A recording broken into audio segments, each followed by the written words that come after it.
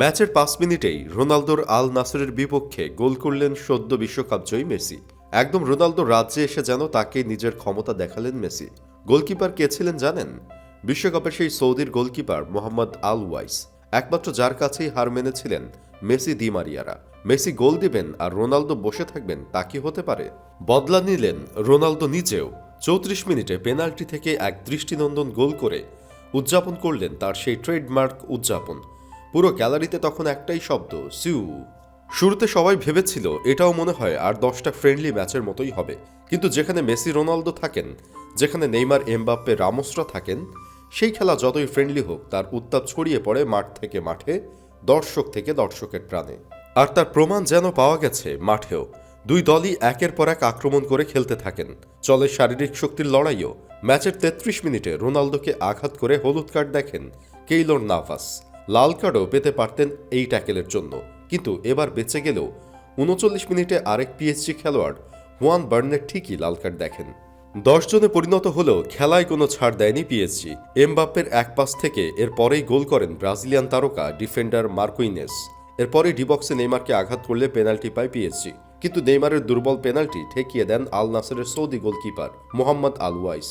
খেলা দেখে বোঝার কোনো উপায় ছিল না এটা কি সৌদির আল নাসরের সাথে খেলা হচ্ছে, নাকি সেই রিয়াল মাদ্রিদ বার্সেলোনার প্রতিযোগিতামূলক ম্যাচ চলছে। ঠিক কিছুক্ষণ পরেই এক দুর্দান্ত গোলে সমতায় ফেরান একসময় স্পেন, ইতালি, ইংল্যান্ড শাসন করা রোনালদো। বুঝিয়ে দেন সৌদিতে এসেছেন বলে তাকে নিয়ে হাসাহাসি করার কোনো কারণ নেই, তিনি এখানেও রাজত্ব করতেই এসেছেন। মেসি রোনালদো দুজনেই পৌঁছে গেছেন খেলোয়াড়ি জীবনের শেষ পর্যায়ে। সম্ভবত জীবনের শেষ বারের মতো এমন প্রতিযোগিতামূলক খেলায় মুখোমুখি হলেন দুজন, আর সেখানে দুজনেই দেখালেন অসামান্য কৃতিত্ব, যেন জানিয়ে দিলেন তাদেরকে শেষ বলার কোনো সুযোগ নেই।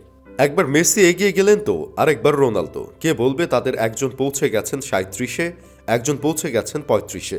ম্যাচে একবার দেখা গেল মেসি একটা বল টেনে নিয়ে যাচ্ছেন, সাথে সাথেই উড়ে এসে রোনালদো সেটা ট্যাকেল করে বল দখলে নিলেন। এই যে এক দৃশ্য দেখলাম, একজন থেকে আরেকজন এগিয়ে যাচ্ছেন, এটাই যেন আমার পুরো ফুটবল জীবন। এই দৃশ্যই তো দেখে গেলাম আমরা, একবার মেসি একবার রোনালদো। কি এক মন ভোলানো দ্বৈরথ গেল। এই সময় আমাদের যাদের জন্ম, যারা এটার সাক্ষী হয়ে রইলেন এই নতুন প্রজন্ম, যাদের কাছে এখন এমবাপ্পে নেইমাররা আদর্শ, তারা তাদের অগ্রজদের চিনে রাখুন।